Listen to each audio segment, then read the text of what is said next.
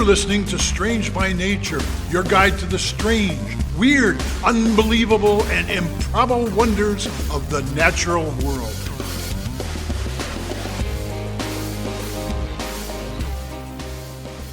Hello, everyone. Thanks for being here today. I am Kirk Mona, and I am joined today by Rachel Ginza and Victoria Thompson. We are all professional naturalists who together have scoured the world for weird and wonderful wonders just to please your mammalian brain's desire for novelty. Isn't that nice? Let's do this. Welcome back, everyone, to this episode of Strange by Nature. I'm really excited. Are you excited? Here. I'm also obviously very excited, but we have a special guest with us today. We do. So we have a friend of the show as well as a friend of ours. His name is Jarrod Klopp. You want to say hi? Hi, everyone. We're excited to have Jarrod here because Jarrod, is trained as a professional naturalist. We have worked with Jarrod in the past, and Jarrod made a leap that some people in our profession choose to do. You are no longer working, I guess, as a professional naturalist. Tell us what you're doing now. I am now currently a high school biology teacher, and I teach biology, general, AP, and then next year, or this coming fall, I'll be teaching environmental science. Building the future scientists of America, one at a time. Well, about 30 or so at a time, right? Yeah, okay. Yeah, roughly. Well, it's super cool to have you here on the show to share some of your naturalist and biological knowledge with all of our listeners out there. So thanks for coming on. Yeah. Thanks for so having excited me. to have you on. We'll get to hear more from Jarrod in just a moment here. I think, Rachel, you're kicking things off this week, right? I am, actually. And, this is one of those episodes that I've been sitting on. And really? It finally feels like it's the time. And You've been incubating it? I have. And can I just say, so before the show, Kirk made a comment about the shirt that he's wearing, and I had to hold back. Kirk, your shirt says unicorns are real, right? It is. I got my unicorns are real shirt on from the band Cuckoo Kangaroo. Check them out. So let's talk about the unicorn of the ocean. Oh my gosh, we're talking about narwhals. Oh yeah. Yeah, we're talking about narwhals. Awesome. All right, so a general description here, if you don't actually know what a narwhal is. It is a whale. It's most closely related to beluga whales. So think a porpoise shape with a rounded head and no dorsal fin, so no fin on the back. It's very smooth on its back, I guess. Yeah, I almost picture it almost like a seal or something, kind of, Right? Just elongated and much larger. Yeah. Yeah. So they range from 13 to 18 feet long, which is much larger than that's just their body size, by the way. Yeah. When you see a picture, you think, oh, this is a cute little thing. This cute little thing. No, they're giant. They're about the same size as a beluga whale, actually. And their skin is actually a more mottled black-brown on a gray-white background on their skin. Yeah. And as they get older, they actually become more and more white. So you can tell a general age from a narwhal based on how white their skin is, which is pretty cool. Oh, interesting. I did not know that. Yeah. Interesting. And narwhals actually generally can live to up to 50 years, which is much longer than I was expecting. And it takes males much longer to reach sexual maturity than it does females. Females, it's 5 to 8 years versus males, it's 11 to 13. Anyway. Now, what's fascinating here is anyone who doesn't know what a narwhal is right now going, why is she talking about this? And what does it have to do with unicorns? Who cares about narwhals, right? Right. We'll get to that. So one thing I would definitely want to touch on too is that they are specialized to live in the Arctic Ocean. Once more, I'm diving down deep into the ocean with the narwhals. As far from Australia as you can get, pretty much. Pretty much. But what makes this fascinating is when I said dive into the ocean, I mean, I'm not doing the diving, but they will, because they dive at Correct. least 800 meters or 2,620 feet deep. Ooh, it's pretty deep. That's at incredible. least. That's minimum. They can dive up to 1,500 meters or 4,920 feet. Oh man, that's very Whoa. deep. Yes. I believe, for And reference, that's about how deep the Titanic is. So thereabouts, yeah. yeah, little current events Yep. there, but we'll no need to go into that. Now, these dives don't last super long. They can hold their breath. They're about 25 minutes long, but they do these dives. Okay, super It's still long for still me. long I time, mean, come right? on. I'm like a minute. I'm like, Humans, right? I woo! mean, 25 minutes, 2 minutes. Yeah. But the thing is, they do these dives over 10 times a day. All So right. they go down to those levels and back up, down, back up. That sounds exhausting personally, but good for them. Now, let's talk about the reason why they found their way onto this show. Yes, that's so Yeah. cool. So narwhals are a toothed whale. So they're in the same family as like orcas or other porpoises. Yeah. But narwhals don't technically have any teeth in their mouth. There's no teeth. Interesting. Jarrod's face is amazing. He just looks so confused. They don't have any teeth. But they do. Not in their mouth. Not no. in their mouth. I was going to say. Yes. Yeah, okay. we're getting there. Males, and this is generally only males that have this, have a single tusk, which is actually a specialized tooth, and it grows in a clockwise spiral out of the upper left jaw of the narwhal, like through the bone, So through weird. the skin and everything, out. And it's just one side. And these teeth, this tusk, can get over 3 meters long, ranging Doesn't make from any sense. What's that? 4.9 to 10 feet in length. It's like pretty much as big as the entire animal. More or less, yeah. Yeah. So give And a it's little tooth. context. It's a tooth. This tooth is almost 2 whole Rachels in Wow, size. that's a good measure. That's a good Yeah. In the form of in the reference, standard yeah. unit of the podcast, yes. Mm-hmm. 2 Rachels. Oh, but sometimes, you remember how I mentioned how is the upper left side of the narwhal? Yeah. Well, sometimes about 1 in every 500 will have a second tusk out the right Really? side. I did not know that. Okay. Yeah, so they can have 2 tusks. And generally speaking, this is just the males that have tusks, but every once in a while, a female will also grow a tusk. Sure. It happens. But why? Right?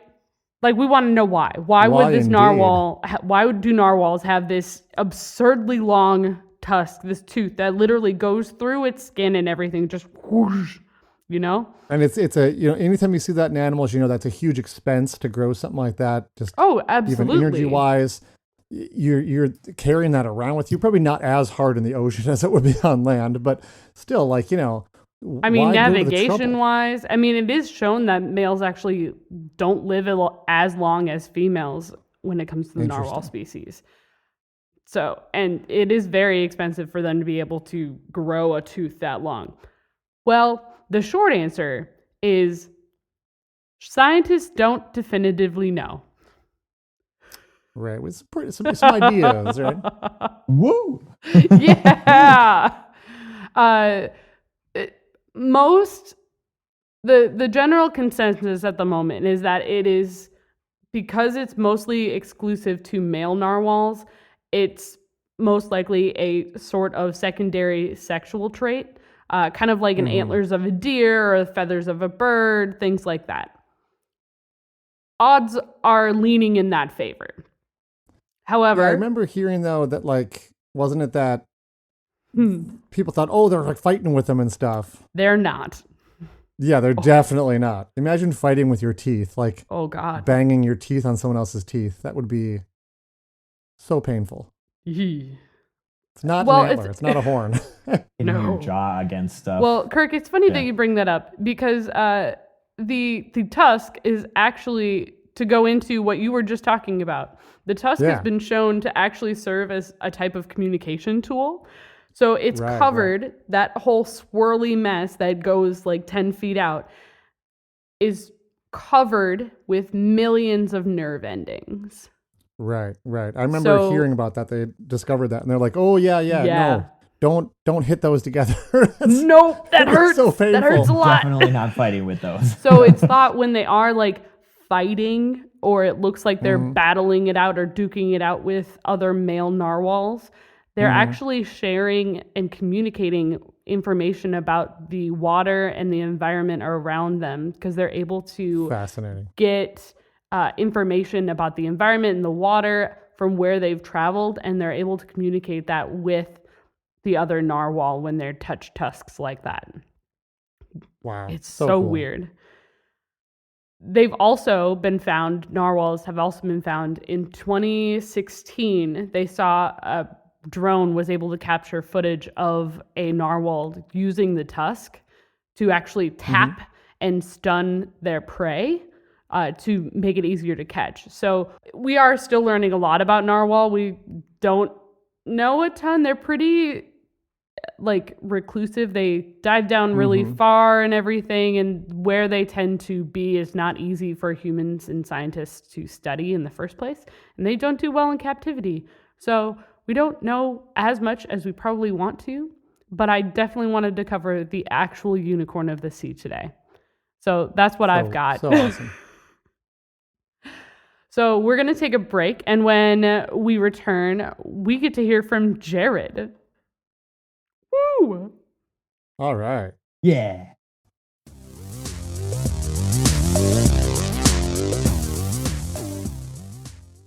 Hey, everybody, before we get back to the show, I wanted to mention something. We got a comment, actually from one of our patrons, Mish Irish. Hey, Mish. Hey. Yeah, I love when people have comments, and Mish added something to one of our shows, which is very cool. A couple weeks ago, we did the show about, talked about scurvy and like how goats don't get scurvy and whatnot, and on how humans are one of the few animals that has to have vitamin C in their diet. We can't make our own. And Mish chimed in over on the Podbean app saying that guinea pigs also require vitamin C added to their diet, and they're the only non-primate that she knows of that actually needs vitamin C as well. So that's a really cool little fact. I love that we have still all these curious, wonderful people listening, like all of you who share little tidbits with us or have comments. Mish is one of our patrons, so thank you for doing that. But also, anybody can send us a comment, especially if you're on the Podbean app. I know a lot of you use Podbean. There is a little comment, like right now at the bottom of the screen where it says add comment. You can add a comment to the show right now and tell us what you think, or something you want to share, or a cool thing or a question you have, and we would love to see those. We always love to hear from you guys. If you don't use Podbean and you want to get a hold of us, you can also reach us at contact@strangebynaturepodcast.com. So we hope to hear from you guys soon. We're going to get back to the show and hear from Jarrod. See you in a minute.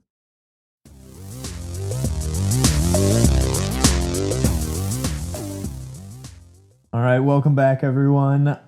Today I have some strange fungi found in the sulfur pools of Yellowstone that could replace meat. What? There is so much going on in that sentence. Hold on. Oh my gosh. So I know, right? First of all, that's why it's pretty we strange. start with a fungus, which is already very exciting. Then you bring up Yellowstone, which we've talked about go a to handful sulfur, back which and is forth. famously not Sulfur. edible. Yeah, and now you're saying it could replace meat. This is Jarrod. I have you brought us something questions. special. Please go on. Oh, and it's in space right now. We'll get to that. Okay. Wow.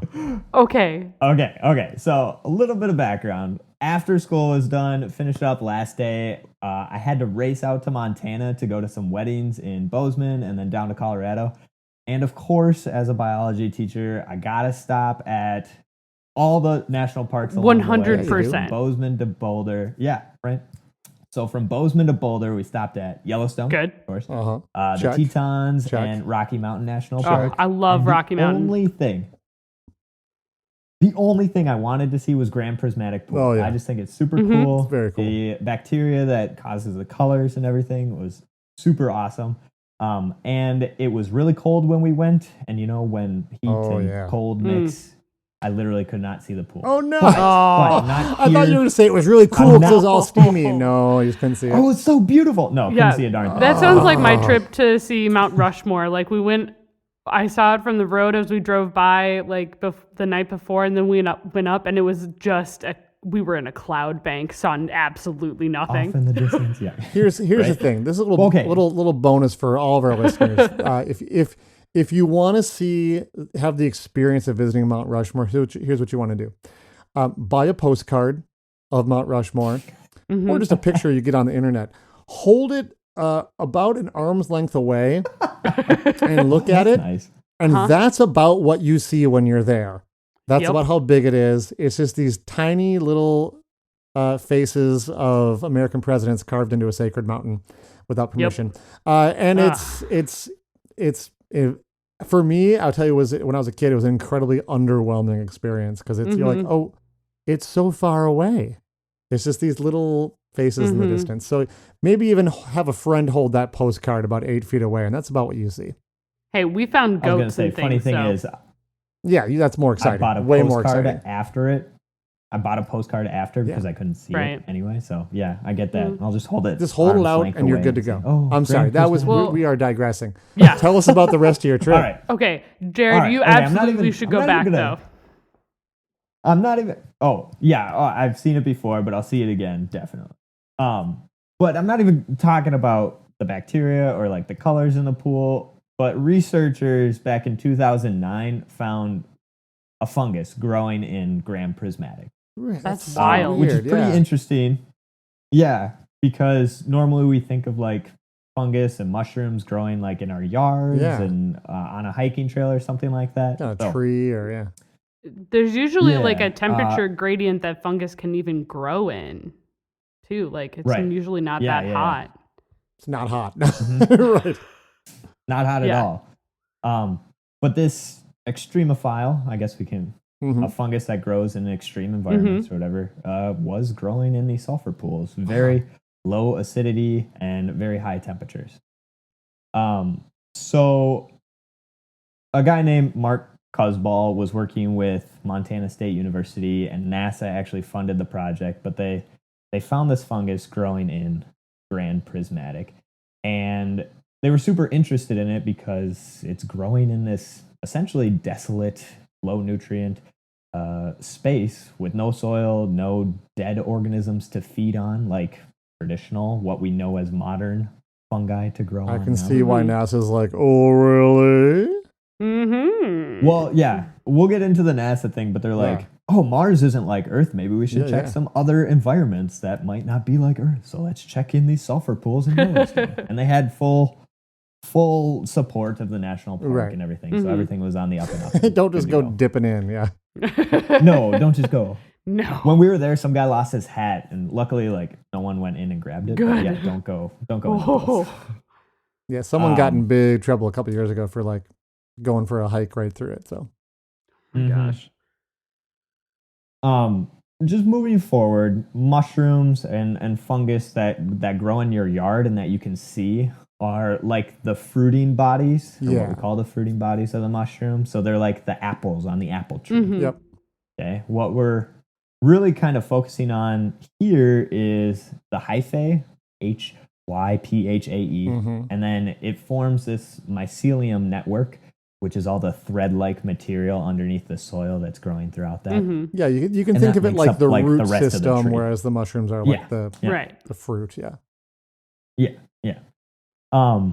And they were hoping, actually, the researchers weren't even looking at this, but they found that this fungi called Fusarium strain Flavolapis, which is a very fun name. That is a very fun name. Sounds like a Muppet. Was actually edible once they got it to grow. The fungus or the Muppet? Well, I've never tried eating a Muppet before, but I have had a few mushrooms in my day. Okay, so this fungus was edible. Yep.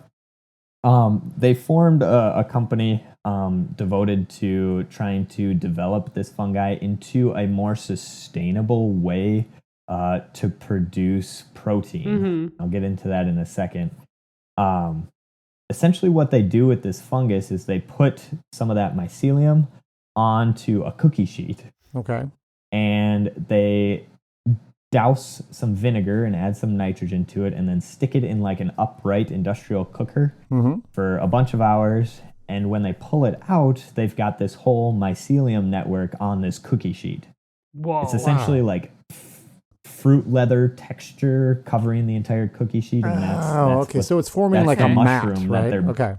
Yeah, essentially. Yeah. All right. Yep. A mat of material there. And what's really cool is since they're cooking it, I guess they're growing it in such a high acidic environment and at high temperatures, they don't need any antibiotics, hormones, or pesticides to like get rid of any bacteria or stuff that's growing in that system. Yeah, so it's very clean in that regard. And so the final product is about 45% protein. Whoa. So super dense. Yeah. Nice. 15 to 25% fiber. Okay. Yeah. Another 5 to 15% carbohydrates, 5 to 10 fat, and then less than 1% sugar, which is, I think, a very low percentage. I agree. It does sound pretty low. So it must. Whoa. But doesn't taste like cotton candy then. No. No. The NASA website said it tastes like chicken, though. Oh, doesn't. I don't know if they're just saying that. I think or chicken is just a bland, texture thing. Chicken-like texture, I think, is chicken-like Okay. texture. Okay, that's very different than chicken-like flavor. Very different than taste. Yeah. You're right. Because if it's the texture of chicken, and then it could have like, it would probably, I would assume it would taste mushroomy, but maybe not. What does a mushroom taste like? Gosh, depends on the mushroom. You dice some of this up. You get one of those little, ramen packets. Sprinkle that on, and boom, Flavor Town. Chicken flavor. Yeah. Yep. Through their research and everything, they discovered it was a complete protein.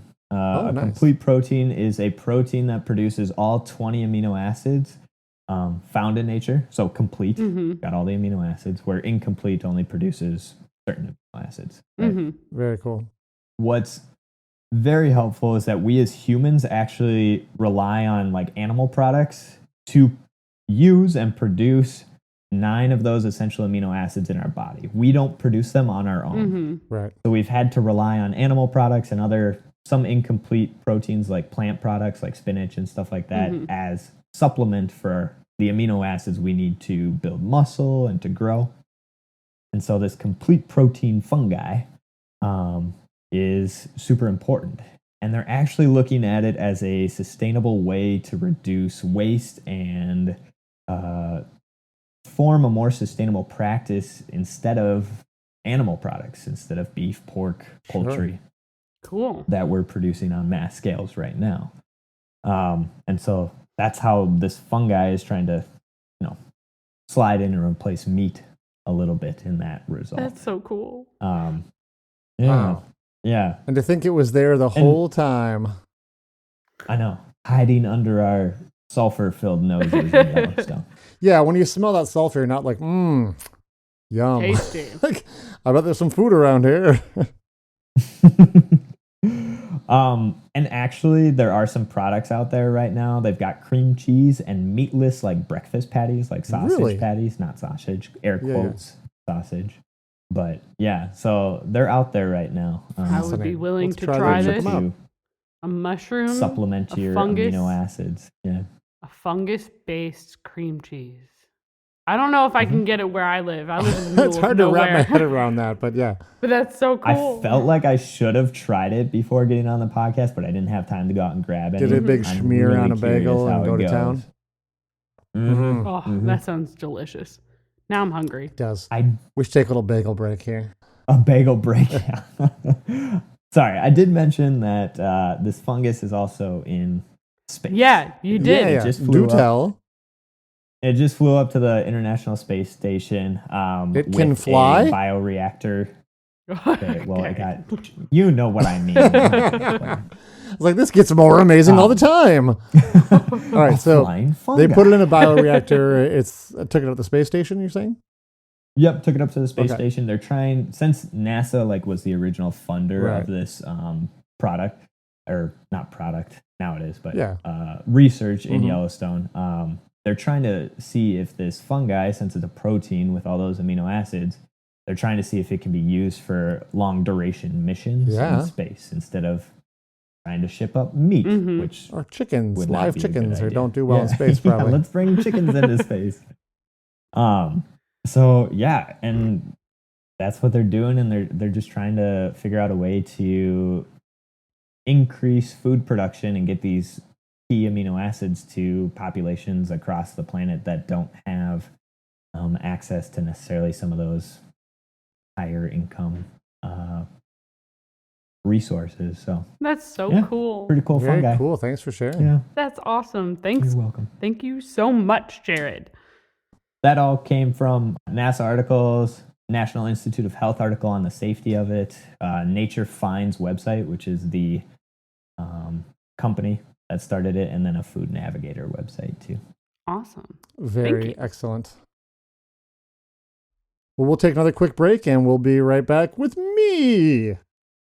Oh dear. He's introducing himself now. Who knows? Here we go again. Oh God. Welcome back, everyone. There's actually a really interesting connection, Jarrod, between my story and yours. See if you can find it. This I is happen to be a wild. fairly regular reader of Reddit because it's like a Yep. fabulous group of communities where people share their knowledge, and you can often find the answers to questions you're looking for. Reddit helped me fix and troubleshoot our 3D printer, for example, just this week. Nice. The opposite can also be true, though. On a site where people can share anything they want, you also get an interesting glimpse into the limits of human knowledge, or at least the limits of knowledge of specific humans who confidently post incorrect information. I found one I'm recent really post intrigued. there interesting because a Redditor asked a question, and the question itself contained a fundamentally incorrect premise, but one that I'm going to guess is pretty common. The question was about evolution, and it was actually a pretty interesting question, and one that is actually hotly debated. So at its basic level, what the person wanted to know was, if there was life on other planets, would it follow the same basic rules of evolution and create similar looking life as we have on Earth? A great question. Oh, amazing question. Amazing question. Like, and it's something that's where, just to be like a little bit of a nerd, that's where like the Slitheen Yeah. from Doctor Who, like they're a silicone-based life form, and they don't or look like silicon, humans. not Silicon. silicone. That would be, Right. that'd be all Right. rubbery, but yeah. Right. And looking at, that's because, we have carbon-based life on Earth, but when we look at the math and the chemistry and whatnot, we go, you know what? It wouldn't be as efficient, but you probably could have life that was silicon-based as its basic underlying architecture rather than carbon. So very cool stuff. A subset of this question could also be, will life everywhere be similar to life on Earth because life on Earth followed the simplest path of existing? And that will probably nearly always be the case. That the simplest way to do it is probably how it gets done. So if we assume that life on Earth followed the path of least resistance, we would assume life on other planets or worlds would probably most likely also follow the path of least resistance, assuming it had access to all of the biochemical blocks that it needed for life. So, Right. for example, if we were to find life on another planet in our solar system or even further away, would it still use DNA? Like, given the basic building blocks of life, is DNA inevitable, or could some other system of genetics be possible?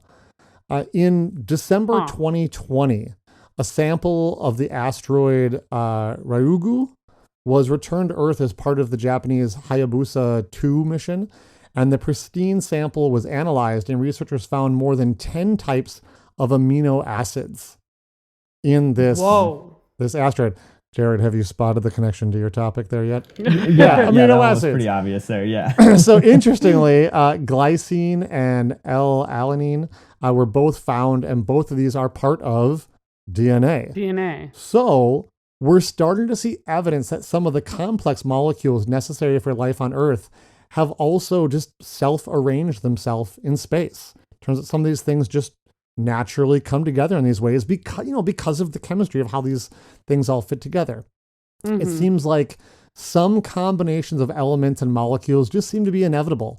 And if that is true, then it perhaps makes sense that life would naturally use those molecules that are naturally abundantly present, right? Right. One of my favorite examples of these self-arranging common molecules is ethyl formate. Scientists were able to detect it in the Sagittarius B2 cloud. This is like a giant cloud near the core of our galaxy that is 3 million times the mass of our own sun. And as far as galactic clouds go, it's actually fairly dense too. There were all kinds of molecules discovered. This is using spectroscopy. We didn't go there. It's quite far away. We wish. But ethyl formate is one of my favorites because it is what gives the flavor and smell to raspberries. Oh. So this huge interstellar gas cloud could literally smell like raspberries. That's awesome. Which is, it's amazing. That also means that it could taste like raspberries. I mean, if you could somehow lick an interstellar cloud, I guess. I mean, if I can smell the interstellar cloud, then I can lick it. Well, see, Rachel, we talked about this because I did a whole story one week about what space smells like, right? And I didn't mention this one in particular, but so I guess you could consider this like a little bonus, update on that particular episode. I'll give the same reminder now that I did then, though, and that's if you find yourself in space, don't take your helmet off to smell things because you will die. I said it then, I'll say it now. I think it's pretty sound advice. But back to our topic, there is an argument to be made that because the basic building blocks of life, starting with like basic elements, then working up to amino acids, because those are all the same and universal, if you will, then DNA may just be sort of the natural way those amino acids self-assemble. And if DNA is a basic unit, which I want to point out has not been proven, but if it were to be, then we start to say, well, what about like viruses and bacteria? Do their structures like naturally follow? Because those are the simplest things we can make out of DNA. And if so, how far up that ladder of evolution can you climb before you start to reach like unrecognizable biologies? Like, for instance, is photosynthesis kind of inevitable? Is that like the best way to do that? Are things like ATP to power cells inevitable? And this is what the field of exobiology or astrobiology is trying to, I'll say, study or like grapple with the ideas of what might be out there, what forms of life could exist.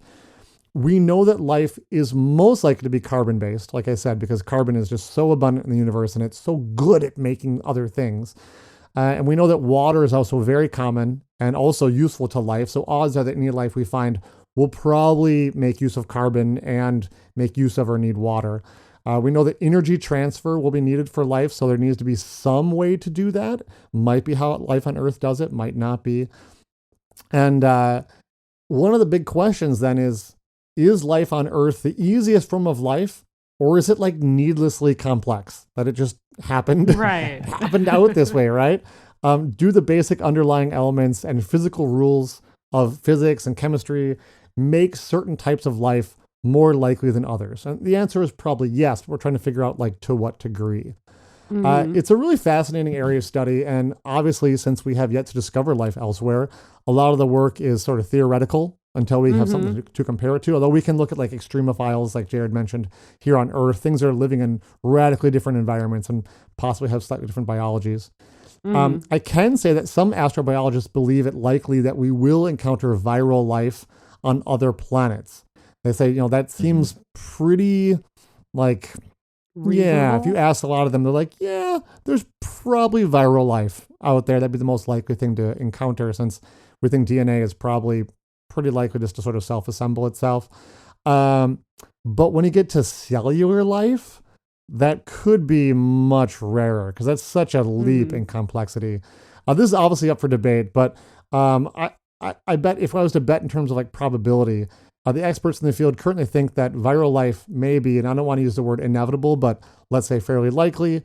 And once you go past that level of complexity, though, the odds of everything coming together correctly, or at least the same way it did on Earth, is going to be less likely. I think this topic is fascinating, but I started talking about a Redditor asking a question that outlined the limits of their knowledge, and the actual question. And then they you were gave asking, us an existential crisis again. Well, I'm, slightly concerned now. I was trying to say that the underlying sort of like impulse of the question was really good, but what they were asking was, are humans, or at least humanoids, inevitable? Like if you're thinking about like aliens and stuff, right? That they're going to look like bipedal, human-like stuff, like a lot of our depictions, do in pop culture. And I guess that's an okay question to ask, but their reasoning for asking was that they knew that humans are the peak of evolution. No. The most evolved species on Earth. So, and you're laughing, but this is a common misconception. Yeah, it is. And they're We're thinking laughing that, because we know. Right. If we can find intelligent life or essentially like aliens capable of communication and space travel, wouldn't it be logical to assume they would be sort of roughly humanoid if they're going to be at the peak of evolution? And the question makes sense if you assume that humans are the ultimate product of evolution, but it points to this sort of fundamental misunderstanding of what evolution is and how it works. And I think there's this common misconception that species evolve towards some goal, right? Like we are getting better and better and better, or more evolved. Oh, no. You couldn't see my, my quotes, my fingers there. Right. And we see this idea going back at least 2,300 years when Aristotle didn't know about evolution, but he had proposed his scala naturae, or the great chain of being, which was a ladder with more and more complex animals as you go up, leading to, of course, humans at the tip of the ladder. And once evolution was understood, I think some people wanted to apply it to this old ideal of this scala naturae, but this common understanding of the process is just completely wrong. There is no end goal to evolution. Humans are certainly intelligent, but we aren't the biggest or the strongest or the most resistant to disease or the least prone to injury. We aren't an inevitable end product of millions of years of refining. We're just one possible combination. And we can see from the diversity of life on Earth that there are billions of other options out there, each adapted to survive and reproduce and multiply as best they can in the environment they are found in. And some of them have been around like multiple orders of magnitude longer than humans have been around. Humans are just like a blip. Like sharks. Right? Yeah, sharks. I know I can't turtles, live in a sulfur bacteria. pool. No, right? you can't. You can't. Yeah. Fungi and Yellowstone, Kirk. Come on. Yeah. So it's like, but I think there is that common misunderstanding. So like, I truly it's a very hope that human-centric focus when it comes to what evolution looks like. Yeah. Right. And I think we often sometimes, no offense to Jarrod, because I'm sure he does a great job, but I think sometimes in school, teachers don't always do the best job of explaining evolution, or they're doing a great job and the students aren't paying attention. That's totally possible too. I mean, I do a fantastic job. Yeah, you do a fantastic job, I'm sure. I truly hope that I live long enough that we will discover life off of Earth. The current odds are that it may resemble viral life, but even if it's cellular life, the odds of it looking like humans is extremely low, simply because we're just one of the many ways life can self-arrange, right? And so if we're looking at the odds of life being similar everywhere, the odds are high for the most basic structures, but those odds diminish as you move up in complexity. And we are quite complex, as is much of the life on Earth that we interact with. But it's curious, like, would things like photosynthesis be, is that because that's one way to get energy, is that going to be a common thing we would see, starting with like cyanobacteria or something like that? Once you get that on a planet, well, where does it go from there? How complex can it get? So we will keep looking. The real question, I guess, is, will something be looking back? Ooh. Whoa. Ooh, I don't know. Yeah, I don't know. It's More existential crisis. it's pretty interesting. I'm gonna add. I need to start a tally of how many Kirk has given me in the process of this show. How many existential crises? Yeah, it's at least 4. Okay, good. Well, I'm happy to keep it up. I'll do my part. Look, that's what I got this week. I just really want to talk about astrobiology and a little bit about sort of what's possible out there. So this is such a deep dive. You could do an entire podcast just about astrobiology every single week, right? So if it fascinates you, check it. I'm sure there's an astrobiology podcast. I forgot to even look, but it's a super cool topic. You know what's happened? We've reached the end of the show. We have reached the end of the show. Oh, man. I know. It went by really fast. Jarrod, thank you for being here this week. Thanks, Jarrod. Thanks for having me, guys. It was fun to talk to you. Yeah, we'll have to have you on for your... Yeah. I know you've had some of your students listen to the show, right? So maybe if some of them continue listening, it's probably excited to hear Mr. Klopp, in the hot seat, sharing his passions about weird stuff. Mm-hmm. Definitely like weird stuff, but by the time they are done with me in May, they're probably like, oh, I'm so glad I don't have to listen to them talk anymore. Well, they can listen to us talk, so I appreciate sending them our way. Yeah. You guys have a pretty awesome teacher. We know that. So thanks for being on. Yeah, thanks, Jarrod. Thanks, guys. Yeah. We will all, well, Kirk and I at least, we'll see you next week. Thanks for listening. Bye. Bye-bye.